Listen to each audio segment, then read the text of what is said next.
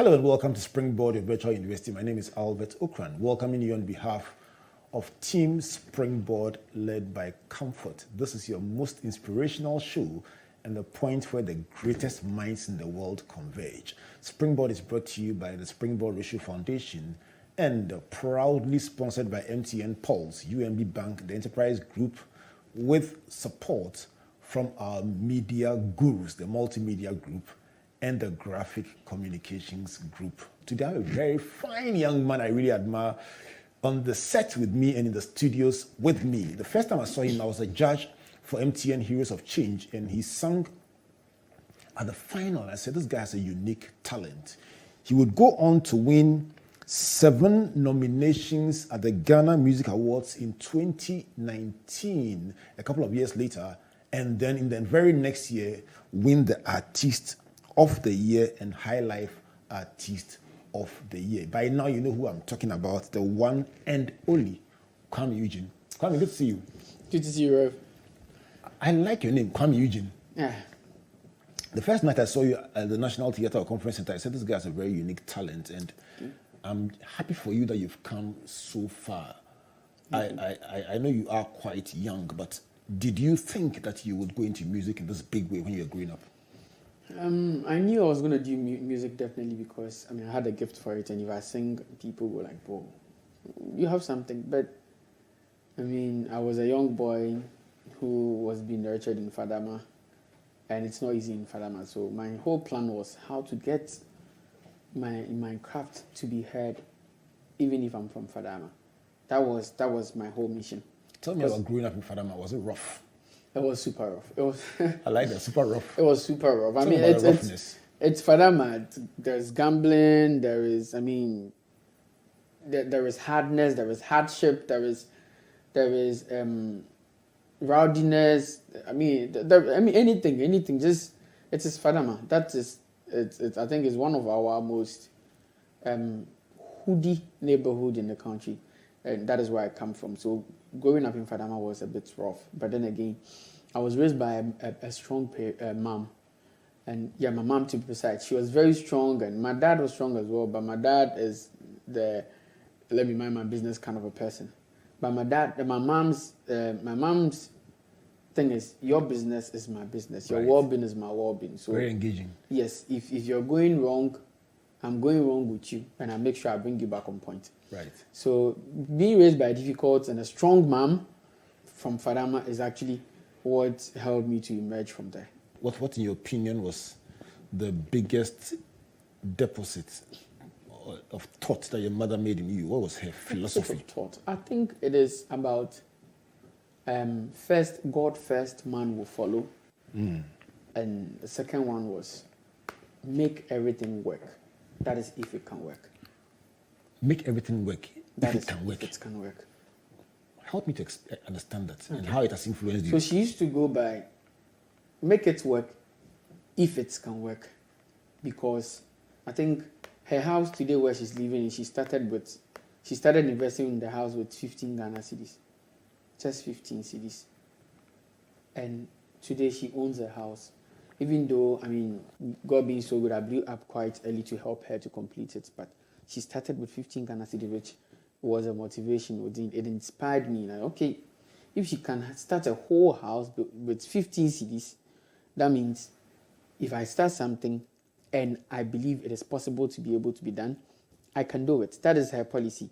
If you know it can be done, make sure you finish it. So I apply it in everywhere I am. Even when I'm putting music together, I can actually estimate how long and how big I want this music to go. So I put in my all. If I want it to be accepted in certain areas, I have to go find some key words that I'll put it in there so that it can be accepted everywhere in those places. Because if it can be done, why not do it? And that was directly a result of your mom's influence. Yeah. Beautiful, beautiful. What's her name? Let's celebrate her. What's her name? She's Juliana Enima Mafo. Madam Juliana Enima Mafo. Yeah, Mafo. Mafo. That's my surname, Marfo. Right. We thank God for her life and for who she has been to you. Mm-hmm. Let's talk about music growing up. You said you always thought you would do music. Yeah. What was the first encounter in music? I think, the regular Ghanaian singing in the bathroom is always our first encounter, We all think we are perfect singers in the bathroom. So it started from there. My mom used to say, and you know, I would see who the call talent to Uncle Winnie. She used to say that. Yes. She used to say that when I'm taking a shower, because I will sing throughout. But I think the first encounter was at church. I'm a Presbyterian. So we have something among our presbytery where musical groups from, churches, locals will go together in one church and we will all sing. And my local was doing one. So I represented Caris congregation from New Fadama. And I was performing. And it was so nice. People were so happy to an extent that the stage actually collapsed. The stage collapsed. No, everybody was in the mood. Everybody was in the mood, but we forgot. Probably the stage was weaker than all of us standing on it, and it collapsed. People started saying, "Hey, Kwame told you the stage, no, Kwame told you stage, no." So I think it started from there, and I got quite popular in church in the presbytery. So I started being invited to churches to perform and all. But then again, that help to leave the ghetto wasn't there, because it was important for me to, find myself. That's what was the most important thing. I needed some leverage. I needed some validation, and it comes with money, it comes with funds, and that was what I was just waiting for. So God being so good, finally met my label, and they did a lot of investments for me, and I'm here today. Let's explore the hit maker.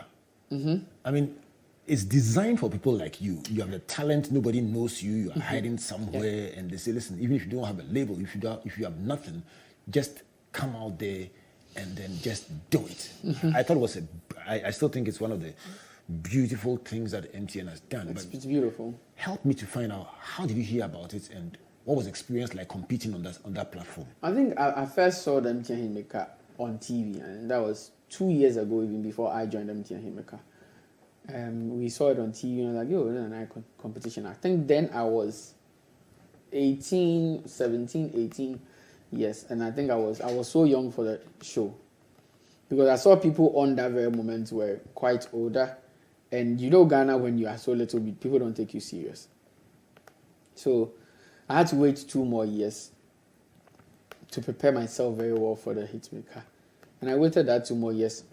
And I went for auditions, I was picked, and from there, that's where everything, the shooting starts, launching itself. So you heard about a Hitmaker in your teens, but you just couldn't go. You're too young. Yeah, I was just too young for it. I had to wait 2 more years. But do you think if you had gone at that time, you'd have won? I don't think so, because it wouldn't be because maybe somebody would do better than me. It would just be because after leaving a reality show at the age of probably 17, 18 years, my possibility of making it than somebody who is, of age to be a star in Ghana here, because our system is not like, the Western, how their system. You can be Justin Bieber and blow up at the age of 16. People blow up 17, 18, 19. But here in Africa, you need to be of age to be able to be a star in this country. I think then again, I can still even say I was the youngest artist ever to emerge in Ghana at my age, because I had Angela when I was just 19 years old. Was Angela the turning point in your life? Yes. Tell me about it. Angela made me who I am. Angela, I first had my flight tickets because of Angela. Somebody had to fly me all the way from here to UK to come sing Angela for his wife. Oh, really? It was a wedding. Was the wife called Angela? Yes, the wife was called Angela. Charlie! They were James and Angela. They flew me all the way to London to come sing Angela for the woman. Wow. And I think it was one of the few times I ever boarded a plane, and it was an amazing feeling. I just like, yo, me this. Charlie! So Angela was a turning point for me. It made me. So, but was Angela the song that you sang at Hitmaker? No. I never released Angela. I wrote Angela after I got signed. I sang Ebeye, some old songs, and I did some renditions from other popular songs out there. But then again, I didn't sing Angela there. Angela was after I was signed by Links Entertainment. Right. So you got signed, you sang Angela, and then the world was like, boom. Like, who is this young boy? And by then, Ghana we weren't new to small boys blowing up this big. It was just, adults. Let me put it that way. And I would say I was the first young boy at that age to blow up that big to go international. Yeah, because when I came, it was a Sarkodie, Shatawale, Stone Boy, Kwabena.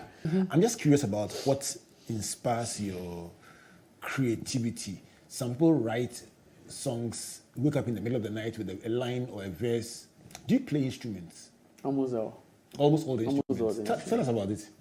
I play guitar. I play the bass guitar. I play the drums. I play the keyboard. I play the trumpet as well. I play the harmonica as well. What? I play a bit of bass guitar, drums, keyboard. Yes. Harmonica. Yes. I play a bit of flute. Oh. How do you learn all these instruments? Music has been my life.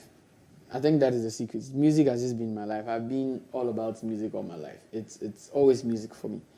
So I didn't even have time to. I've not had time to do proper clubbing and partying. Yeah, I've spent all my time learning. So when knowing all these instruments, if you are composing a song, like let's say Angela, do you take a guitar, start strumming it, and then as you strum it? I learned a bit of guitar, and one of my regrets in life is not following that passion. My wife says I deceived her because when I was coming to propose to her, I played the guitar. And then sang a few. It was just a decoy. CFG and then DG. Once I was able to play the song and I convinced it, after I got married, I didn't play it. Charlie, I was in that song. But do you start strumming the guitar and then the notes just come? It depends. I think. How did the songs come? Music is natural. It's natural. It needs to come to you. Normally, when you go to music, I don't think it makes much of waves because it wasn't natural. Really? It will, yes. So you must not sit down that I'm going to write a song. Sometimes you can sit down and write a song. A song like Wish Me Well. I sat down and wrote Wish Me Well because of what I was going through that very moment. Tell me about that. Because I think it was my first confrontation song. Hey, yeah. Like Kasantri. Kasantri Kakra. It was confrontation. Very confrontation. Tell me about that one. So, after having Angela, people started saying that these one-hit wonder boys, they will come and go right now. I was hearing that a lot, and I did confusion. And they say, "Oh, it will come and go." I heard people saying it on radio and on TV. It's not like they are saying it behind my back. You know, Ghana, they say it on TV for you to see. Say, can't you? Say, "Oh, we one-hit wonder, baby." So being able to do that. So after Angela followed with Confusion, then Adrinfi came, then Never Carry Last. It was back to back. I thought people were going to stop saying he won't blow again. But the more I was becoming successful in the music side of my life, the more the stress and the attacks kept coming. And I didn't get it because I was a young boy who joined the music industry thinking it was just a free and fair industry where you just do good and people do good back and we all have fun and we go. Not knowing it's not like that. It's not free and fair like that. Tell me. There's a price to pay. People don't care about the normal human vulnerability. They don't care about how vulnerable you are. They don't feel your pain. So I sat down one day with pain. It's one of the few times I had pain in my heart while I was writing a song. And I wrote, "If you wish me well, I will wish you well." Did you get it? And I've had my mom tell me that, "Oh, but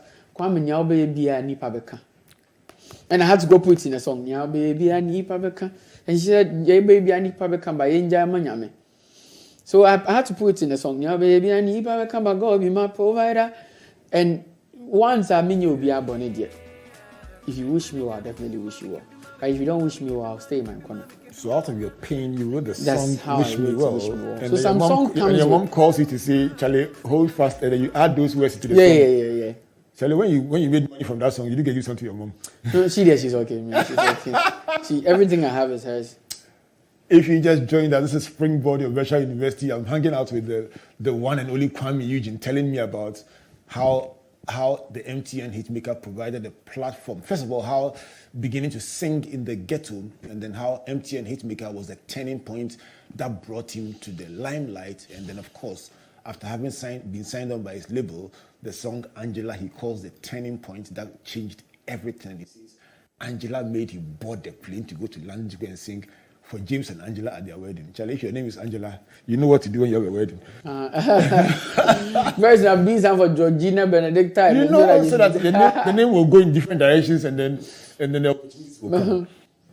So you compose based on different things, how you feel, what you are thinking. Are there some that come by inspiration? Yeah, a lot. I mean, Obiato, I was inspired one day with Obiato. I was inspired one day with how my songs get reception when it's out there, because people literally can sing my song from beginning to end. How does it make you feel?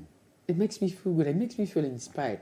Okay, I'm actually doing something good, and it makes me go back to sieve my lyrics. So I'll probably not put, sorry to say, chaff there to lead people, because I figured a lot of people listen to me. So let's talk about lyrics. Mm-hmm. Are you the kind who says, are you saying that because your fans pay attention so much to your lyrics, mm-hmm. you are careful about what you put in your songs? Is that what you're saying? I'm very careful. You don't sing profane? I'm very, very careful, because I have all kinds of people listening to my music. I have really old people, very old people listening to my music. I've had videos of old women saying, Kuami Eugene, I've had young people sing my music, and I've seen very, very little people vibing to my music, and it makes me really think deep when I'm putting lyrics together. How is this going to affect people out there? Is it going to have good effects or bad effects on people out there? And I try as much as possible to make the good side of every lyrics that I put out there much bigger and higher than, how much playful or maybe irrelevant things I'll put in the music. So I try as much as possible to put a message in there. So every music that I put out there has message. I don't just put message there. I try as much as possible. As much as possible. That means it's not easy to try and put message in every music you put out there. But then again, I think if this is music and it's my kind of way to kind of evangelize, that is what I focus on doing. Because evangelize? Yeah, because it's evangelism. Really? Spreading word. Tell me about that. I'm a pastor, so when you use words like that, you get me excited. Yes. So you think music is evangelism? Music is evangelism. It's a spreading word. I think it even moves faster than how you can go door to door to talk to people about something. So what kind of word? Are you spreading good morals? Are you spreading societal transformation? Are you spreading the word of God? When you say music is evangelism and it's more effective, tell me about it. I'm very curious. It's more effective because, like I said earlier on, music is waves. And waves goes far. How high can you scream? But speakers can go higher than a human voice. And radio can spread a lot of message at a very particular time, and that's what music does. So if music is being played at weddings, being played at engagements, churches, everywhere, that is spreading a message. So it depends on what kind of music that it's being played. That is where you derive the kind of message that's being sent from. So do you see yourself as an evangelist? I see myself as an evangelist, one that spreads good morals. Wow. I put good morals out there. So, because when I keep telling you, if you wish me well, I'll wish you well. This is a message telling you that once you wish somebody that's close to you well, it enhances them being able to wish you well as well. That is where the enthusiasm comes from, because you are wishing the person well. I don't know, Papa will dream me, then I have to start thinking about him too. That is hand go, hand come. That is wish me well. So do you rap extempore as well? Do you rap extempore? I'm just curious about the various dimensions of music. I didn't get a chance to pursue. I sang a lot. Mm-hmm. Did you do a lot of gospel? So much. I've been a church boy all my life. I was born in a church, and so gospel, yeah, I've been part So of I was gospel. singing gospel as well when I was in secondary school. So when I was singing in a group called Calvary Road, and we used to do evangelism. You call yourself an evangelist. So we have two things in common. We're both singing gospel and we're both evangelists, as it were. But I'm just curious. So about the various dimensions of music. Can you rap extempore? Like, is that part of your genre? Yeah. I mean, it's anything that sounds good for the sound I'm hearing at a very particular time. If you call me for a feature, it depends on what beat you play for me. Like, example, Happy Day with Sarkodie. He sent me the song with a rap. It's a beautiful brand new day. I figured, let me with this whole concept, let me do something that is talking about praising God. Right. Because he's done some for us and we need to appreciate it. So I'm saying, everybody, give glory. Yes, so don't me mini noni. Everybody, give glory. Yes, so don't me mini noni. I don't want me, see your baby. It's the other baby. Jojo. I give you praise, oh bro. I give you praise, oh Jojo. So I'm saying, take your praise because you deserve it. I'm giving you praise. That's why I want you to come and take your praise. I figured with the rap is doing, it will do good when I put kind of a gospel chorus on it. I did a different thing for Otiame Kuami. Yeah, free Krotia na wanje FM. Because of his message.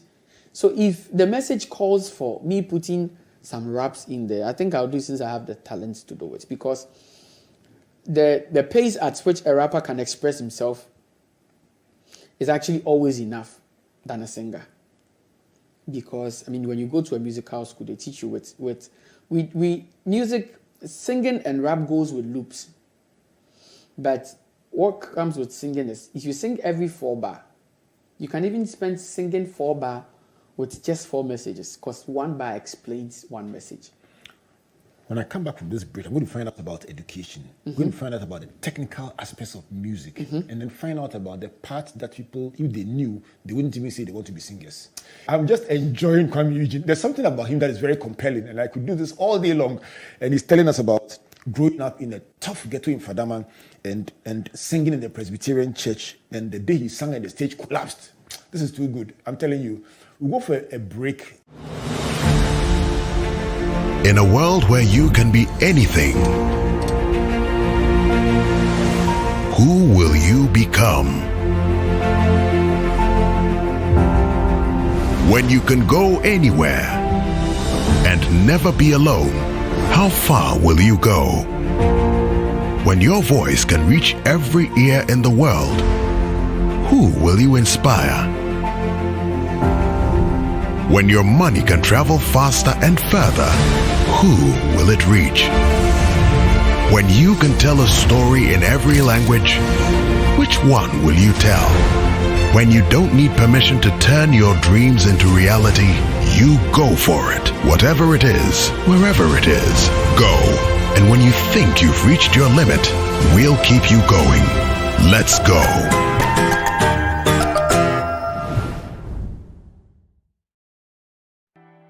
There once was a man who had it all.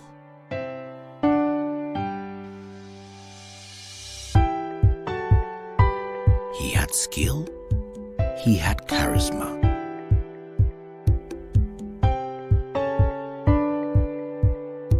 He was loved by all, but above all, he knew the importance of helping others, lifting others up. He knew the importance of giving other people an advantage so that they too would use that advantage to help others. All you need is that advantage that sets you apart from the rest. And when you discover that advantage, life's challenges don't seem so daunting anymore. That's where we come in. Enterprise, your advantage. UMB was established in 1972 as the premier bank for the corporate and private sector in Ghana.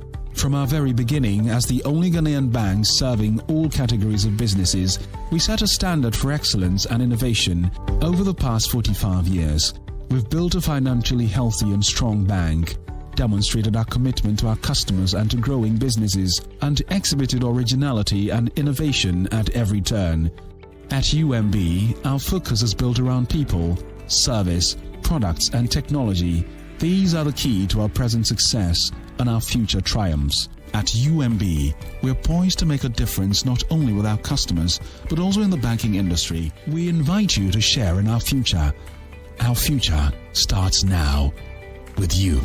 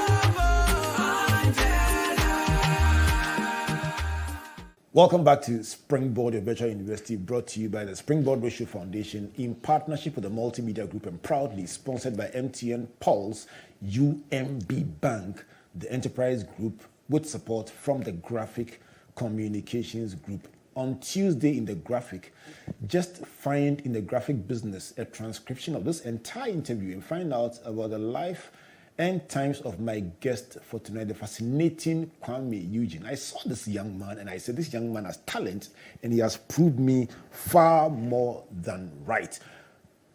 Kuami, before we went on the break, Nicole spoke about patience in the segment that she spoke about. How has patience worked out in your, is it something that you've had to exercise in honing your craft? I think to be able to go on with this kind of craft that I'm involved in, you have to, patience is a key point. Patience is actually a key point because you can't do this thing without patience. You need to apply it everywhere. I mean, in your interviews, in your appearances, performances, in everywhere, your exposures, everything, it comes with patience. So it's what makes us who as artists. Yeah. Are there things that you learned, let's say 10 years ago, that you never got a chance to use and you had to wait until 10, 12 years time before you got to use them? Talking about patience, I mean like... No, not yet. So are there songs that you wrote long time ago, you ended up publishing it, probably recording it? Songs, okay, with songs, if you're talking about songs, I think I have quite a number of them I wrote when I was in high school, but I didn't get the opportunity to release them. I'm still not getting the opportunity to release them. Are you likely to release some of them one day? I'm sure, but it's just because music is evolving, and it doesn't stay like it was before. Right. You know, I do high life music. I've been High Life Artist of the Year in the country for 4 years in a row. Wow. Yes, and me being the High Life Artist of the Year for 4 years in a row, still my music doesn't sound like Oboba, Adolfo, or Amachi Dede, or Lidodo. We try as much as possible to make it sound a bit like them so that we can't go wayward from High Life, the authentic High Life music as people see it. But then again, music is evolving. It changes.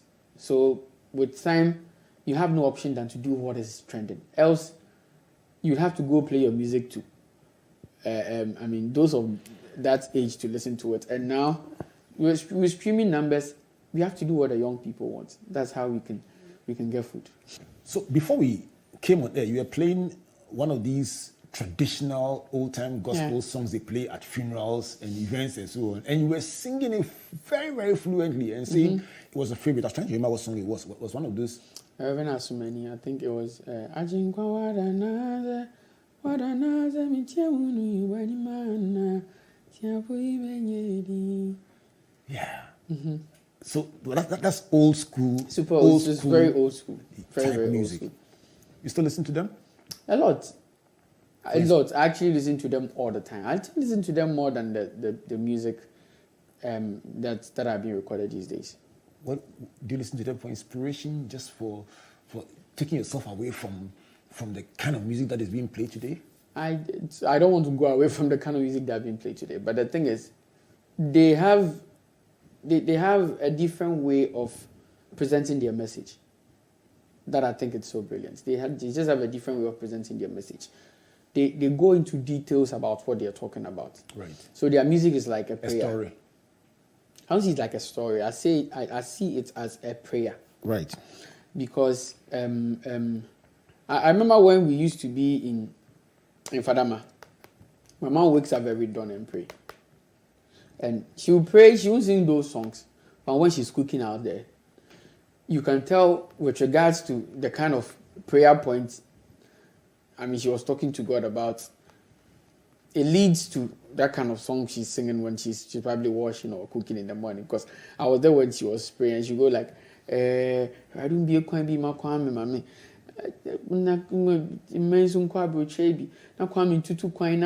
Yeah, that used to be her prayer. And it wasn't easy. It took her a long while for her to survive, and we were all trying to strive together in Fadama there. And when, after praying, you just come and sit down and start singing a song like Ajinkwa Wadanase Mintemundu Wenimwana Tiapu Imenyedi. And the song is very detailed to an extent that it explains her prayer points. Right. Because she's been praying about the same thing for a long time, and it looks like it's not being answered. So she's singing, So there's a third song that you are describing that the lyrics were influenced by your mother. Either something she said to you, something she prayed about. This is not my song. This is Rev Asumeni and Tiwa's song. Oh, okay. So that's why the song connects to you. It explains the kind of prayer she's praying. So the reason why I'm so attached to the old kind of gospel is because their presentation explains more, and it's like a prayer. If you can know the words conk like that, you don't even have to pray. You can just say it. It's like a whole prayer. That's just why I like the beautiful. Yeah, beautiful. How many days, hours, years of preparation do you need to be able to release a good hit song? What kind of? I don't think with a hit song you need maximum time of preparation. You don't need preparation when it comes to time, because you can put music together today, release it today, and it will go as far as you will never imagine.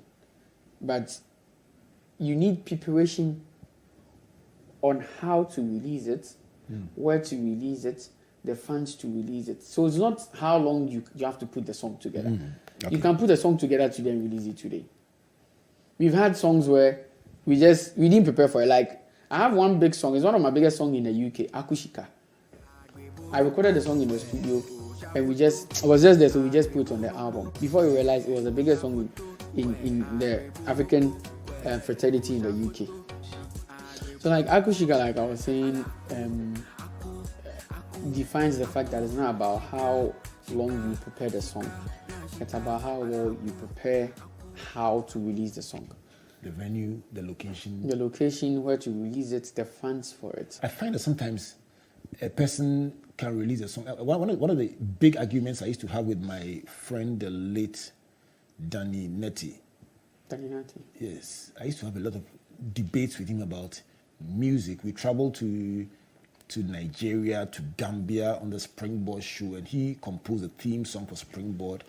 And so we'll sit into the night and discuss music. And I used to ask him questions about why, at that time, a particular Nigerian artist had released a song that had just 2 words. We talked about 4-bar music and so on. The song had just 2 words.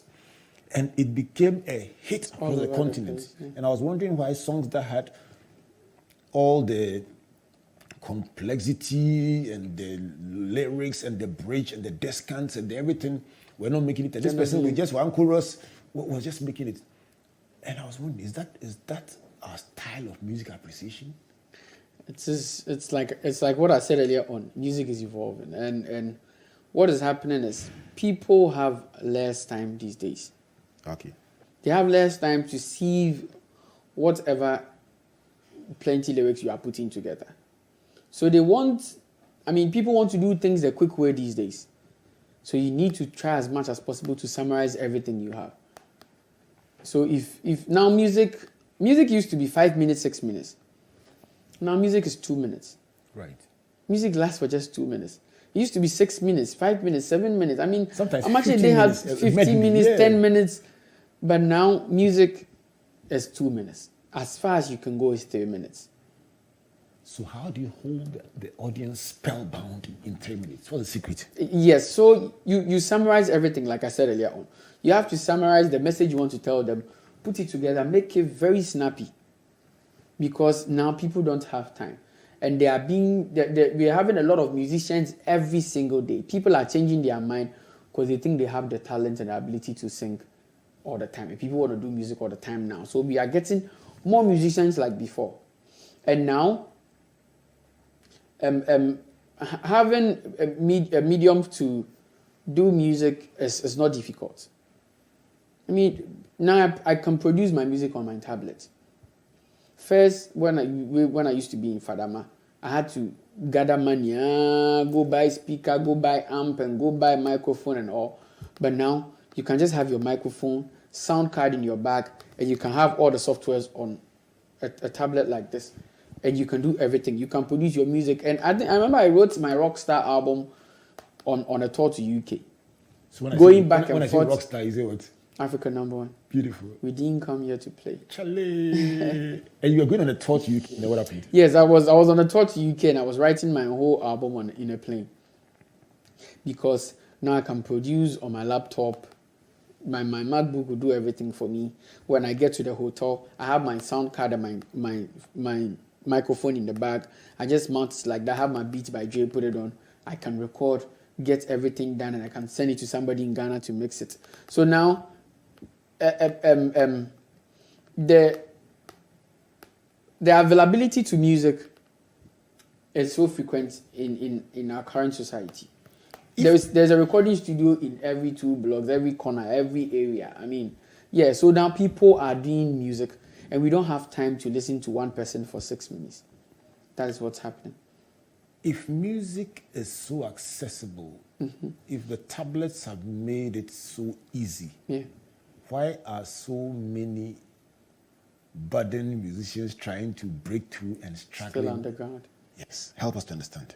It is because the bigger it gets, the more it allows people to sieve the music down. If you get what I mean. Now people need to sieve it down. They have to weigh which one they prefer. Okay. And that's where the difficulty comes in. It's So now, like competition. to be able to make it in the music industry, you have to be extremely talented. It's not like before. You can sing, join a band, and before you realize you're a band leader and you start doing music. If you can bear witness with me, it used to be like that. A lot of, I think it was before I was born, but with experience and a few things I've read, most of our big celebrities used to be band leaders. Do you get it? Right. So you can start from a church, lead a band before you realize you go record your own song, then you become a celebrity. But now, because it is everywhere, we have to accept the best. And it's difficult to get the best because now everybody is doing it. If you go to probably a university that has, let's say, 100 people, you can get 20 people who think they can be musicians. So many more people are trying to play their craft. People are trying it's to because join of people the like you crafts who now. have succeeded so much in a short time. Yes, that is why you need to be extremely talented, or you should have some favor. Some people just have some favor. The song may not be the best song in the world, but then again, it goes everywhere. What kind of favor are you talking about? Oh, a lot of people have favorites that I probably don't want to mention names. Right. But then again, you can tell, oh, this song... Is it favor in terms of contacts with the right people? Is it favor in terms of God's blessings? What kind of It's favor in terms of God's blessings. I mean, meeting the right people to put your music on is about whom you know. I don't think that is favor. That is friendship. Okay. But I'm talking about the favor of God, that you just have some divine blessing, that if you put the song there, regardless of the song being the noisiest song in the world, it will still blow and get to every corner. People are doing music you call Anyumbe Nsuni, but then again, it's being played everywhere. And that's what I'm talking about. Right. Let me ask about your education. Yeah.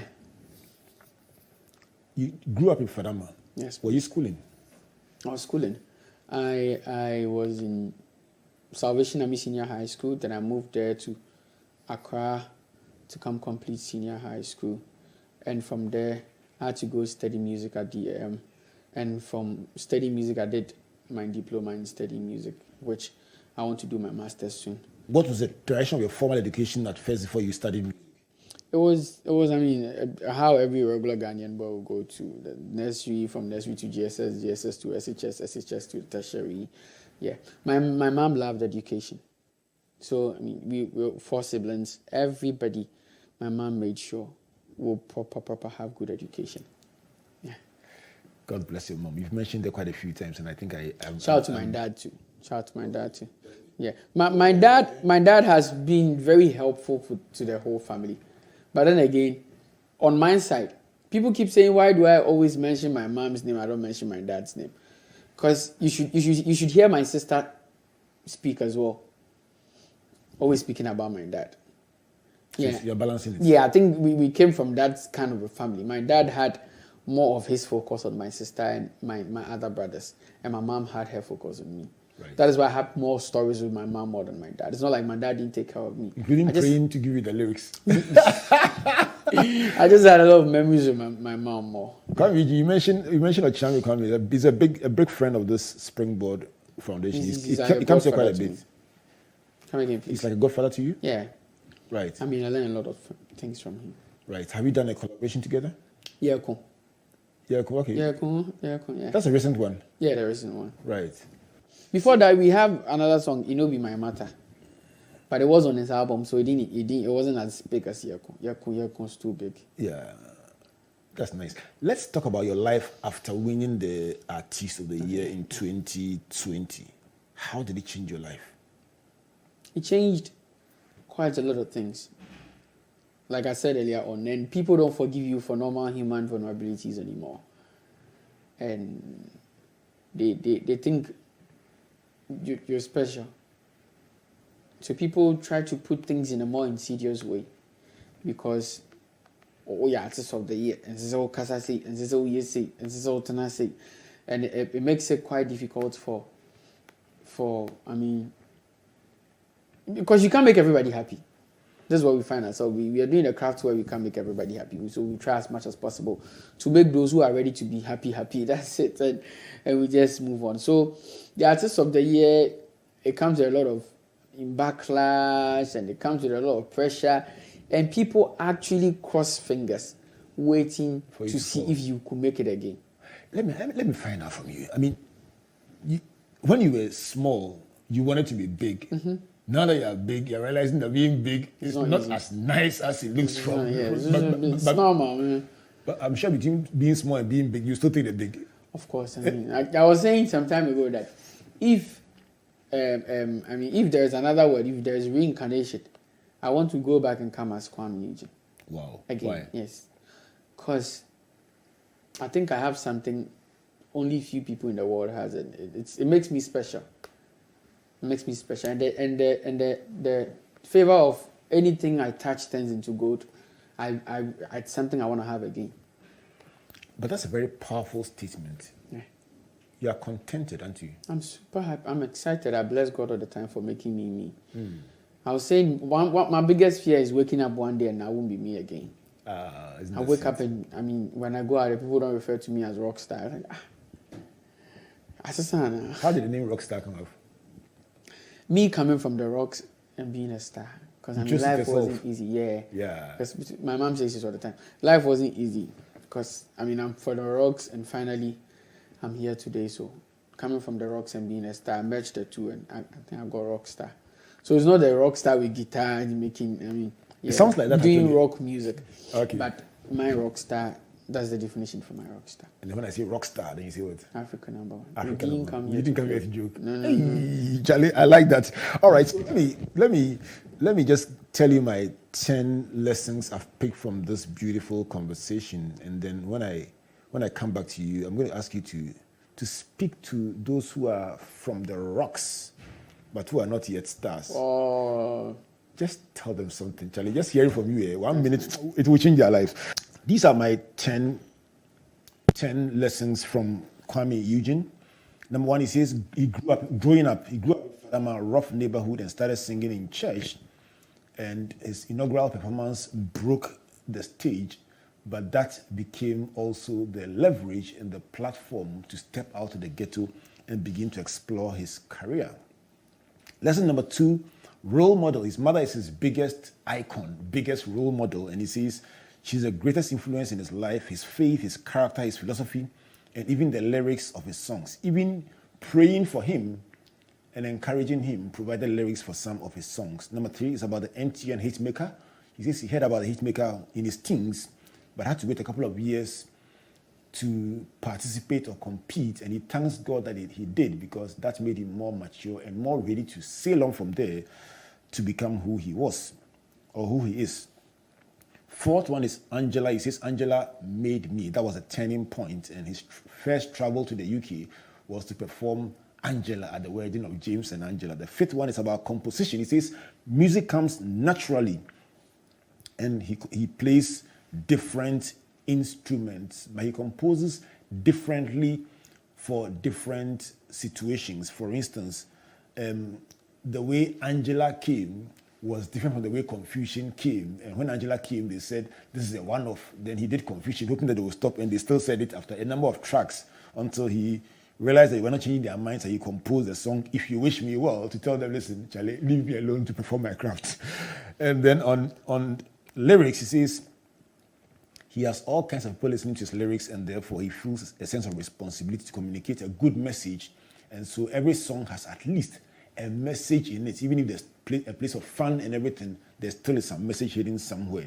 Number 7 is about my favorite, evangelism. He says music is a more effective means of evangelism than any other form. He says he sees himself as an evangelist spreading good morals, and he also tends to like old-time music because the words in it are like a prayer. Number 8, he says the industry is not kind and is quite unforgiving, and especially it doesn't forgive your vulnerability or appreciate your vulnerability. He says that especially when you win awards and go higher, there is absolutely pressure on you. Number 9, he says music evolves. He says in his days of Fadama, he would hire speakers, hire equipment just to do one show or one song, but today he does everything on his tablet. And that ease of releasing also means more pressure and more competition. To be able to stand out, you must have the talent, and you must have the networks, and you must have divine favor. The final one, another one that's my favorite, is about contentment. He says he thanks God every day for making him Kuami Eugene. And one of his biggest fears is to wake up one day and not become Eugene. I think I like that one. It's beautiful. Kuami, this is your microphone, this is your camera, this is your audience, and especially those who come from the rocks but want to be stars. What would you tell them? Hi, Rock Star Kuami Eugene. So, wherever you find yourself, and if things looks like if it's looking like things are not okay at the moment, I think all I would say is, first, my mom will say God first, then man will follow. And second, patience. You need to have patience for whatever you are doing, if that thing is going to work. If you have the zeal that this thing is surely going to work, have patience for it and never stop on embarking towards it. So be creative, be innovative, be strong, be hopeful, be optimistic. You have all the help. If there is no one, at least there is God in yourself. So start something, keep pushing, and again, God first. Man will follow your rock star African number 1. We didn't come here to play. We didn't come here to. We can't come all this. I mean, walk all the way here, come and play. We didn't come to play. We came to bring out Kuami Eugene in the engine room on Springboard, your virtual university. Kuami, I've had a lot of fun listening to you, and I look forward to doing this again.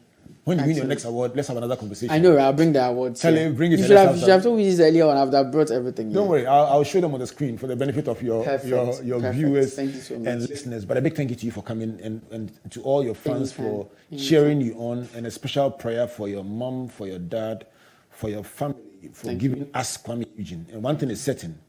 You won't wake up one day to find out you're not Kuami Eugene. Yeah. You will remain Kuami Eugene. I have to.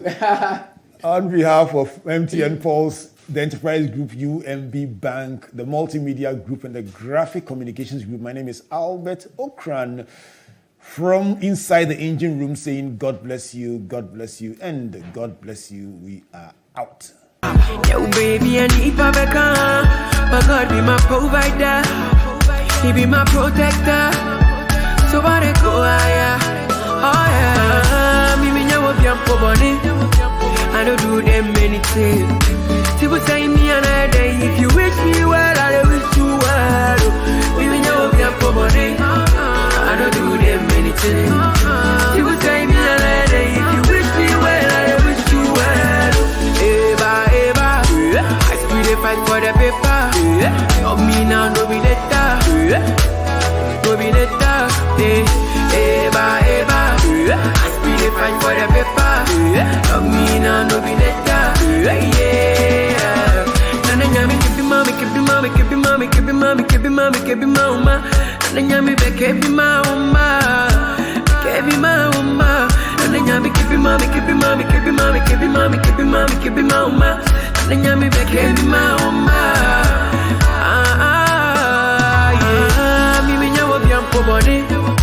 I don't do them anything. People say me and I.